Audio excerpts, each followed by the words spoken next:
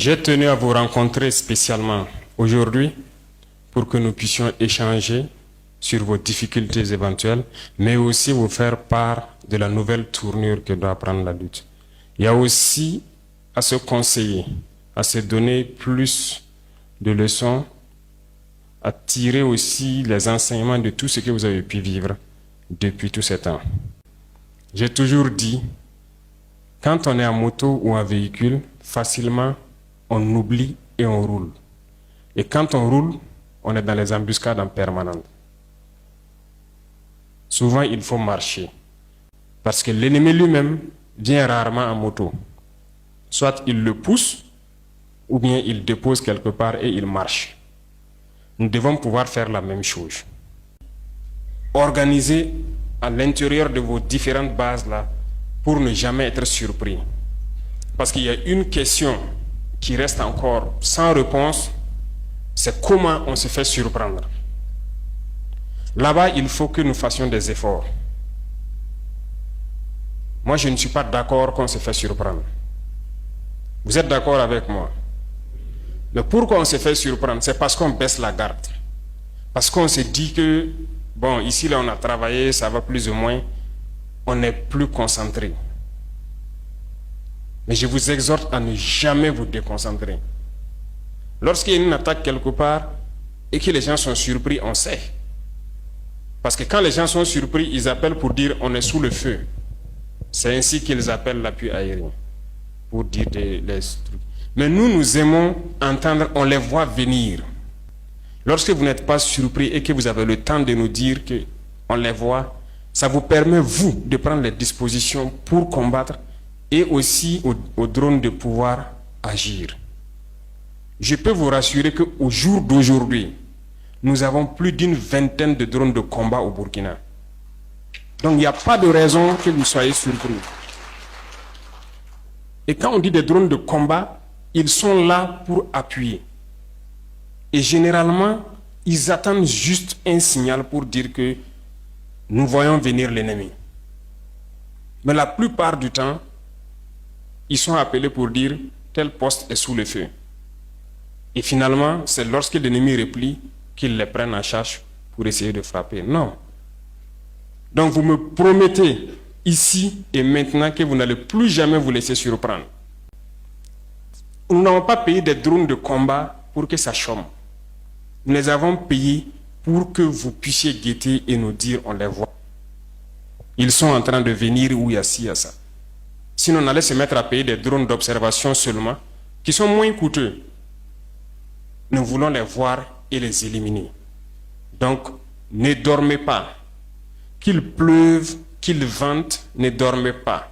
Sous la pluie, on ne dort pas. Voilà pourquoi j'ai voulu qu'on se voit aujourd'hui, parce que la pluie a commencé. La nature devient verte.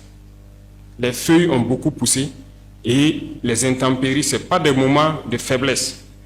Il faut que vous restez éveillés sous la pluie.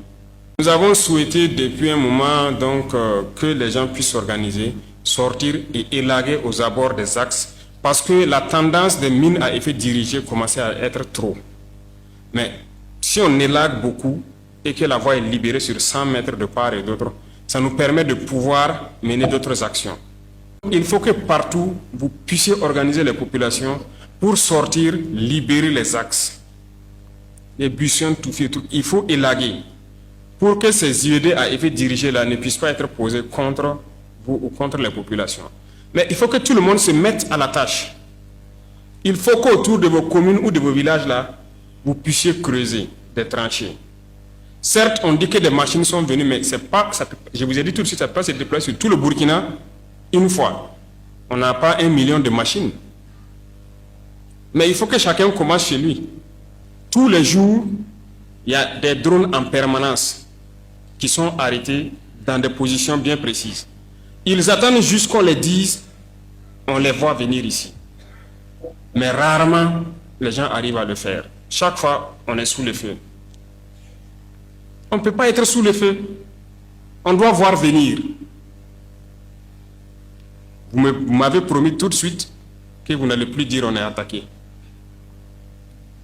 Vous allez dire maintenant on les voit venir. Parce que moi je suis en contact avec les pilotes drones en permanence. Vous vous demandez comment je fais? 80% de mon temps, c'est la guerre. Mais ça n'empêche pas d'avoir un œil aussi sur la vie économique et tout. C'est une promesse que vous m'avez faite et je veux que vous teniez votre promesse. Je ne veux plus entendre on est attaqué. On les voit venir. On est d'accord, non? Vous allez mobiliser vos populations pour creuser des tranchées et vous protéger. Le temps que les machines arrivent chez vous pour approfondir les tranchées et le faire. C'est vous qui défendez les communes, les villages. Si vous arrivez, vous leur dites, sortez, on creuse ici. L'ennemi ne doit pas rouler, passer par là. On creuse profond, on ferme. Et on s'installe là-bas. Vos propres postes là. Et à un moment donné, j'ai fait élaborer quelque chose et j'ai dit de vous envoyer, tout le monde vous en a parlé, les ministres, la BVDP, pour que les gens construisent par exemple les postes de combat. Là où la pluie n'a pas encore bien commencé, faites bien les briques, construisez les postes. J'ai demandé les images des différents postes dans certains villages. Et j'ai vu qu'il y en a qui ont fait aussi avec de la paresse. Vous ne pouvez pas avoir un poste, même si vous avez construit tout ça en bas. Et là, votre tête est dehors, vous combattez comment? Pendant que l'image que nous on a envoyée, il y a des meurtrières. C'est des trous par lesquels vous devez combattre. Et quand on dit de construire des postes, on n'a pas de construire un ou deux. Hein. Il faut le faire tout autour du village. Parce que le combat, ce n'est pas une seule position. D'autres construisent 3-4 postes, c'est bon pour le village. Non. Faites sortir les villageois, faites-les construire. On a donné des modèles. Mais dites-moi de vous à moi. Vous savez qu'il y a beaucoup de positions qui n'ont pas fait. Vous savez ça, non? Qu'est-ce que je fais? Je dois venir construire moi-même à votre place? Mais si je vous dis que ce truc a été pensé dans mon bureau et j'ai attrapé un jeune officier qui a fait le modèle 3D et on a diffusé et j'ai dit aux différents chefs de veiller à ce que ce soit fait. C'est parce que même à chaque instant, on pense à vous. On pense à vous. Je dis qu'il n'y a pas un seul incident, attaque de poste VDP ou quoi, que je ne suis pas au courant. Il n'y en a pas. Malheureusement, dans certaines zones, les gens ont refusé de céder eux-mêmes. C'est incompréhensible pour notre propre vie. Qui doit vous payer? Après, on crie encore qu'il y a un minimum de choses qu'on doit pouvoir faire nous-mêmes. Je vous ai dit que la plupart d'entre vous, comme moi, nous sommes nés dans un système attentiste où on attend beaucoup des autres. Mais qu'est-ce qu'on fait nous-mêmes pour notre pays? C'est ça, c'est cette question qu'il faut se poser maintenant. Moi, quand j'ai appris ça, j'ai été un peu déçu. Il dit, comment est-ce que pour vous protéger vous-même, vous demandez à ce qu'il vous paye? Il va avoir l'argent pour vous payer. Sortez, creusez. Il y a certaines communes que j'ai suivies où j'avais dit ça de sortir, creuser. Ils ne voulaient pas, ils sont restés. Il y en a même qui sont sortis marcher sous la manipulation. Il dit, d'accord, vous allez creuser. Une semaine après, ils ont creusé. Aujourd'hui, ces communes sont plus ou moins en paix. De toute façon, soit l'ennemi vient, il se bute à votre obstacle que vous avez créé, et puis vous avez le temps de le combattre là-bas. S'il vient pour fermer, vous devez être là. Parce que si vous creusez, ça ne veut pas dire qu'il faut dormir. C'est l'empêcher de pouvoir rouler et arriver là où il veut. Et là où il doit passer là, il faut que vous soyez en permanence là. S'il vient pour forcer, pour refaire vos travaux, vous devez les abattre. Mais une fois que vous êtes surpris, vous n'êtes plus homme. Pour reprendre le dessus, c'est difficile. Et quand on voit des choses comme ça, ça fait mal. Même si vous avez une arme collective et que votre défense n'est pas bien, l'ennemi peut rouler jusqu'à votre poste. Ce n'est pas bon. Même si vous avez construit ce qu'on vous dit de construire là, 100 mètres devant là, il faut que vous fassiez des tranchées. S'il veut rouler en combattant, il doit tomber dedans.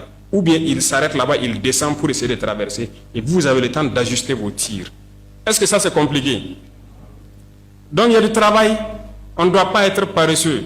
Il faut mobiliser la population. Ce n'est pas vous seul votre travail.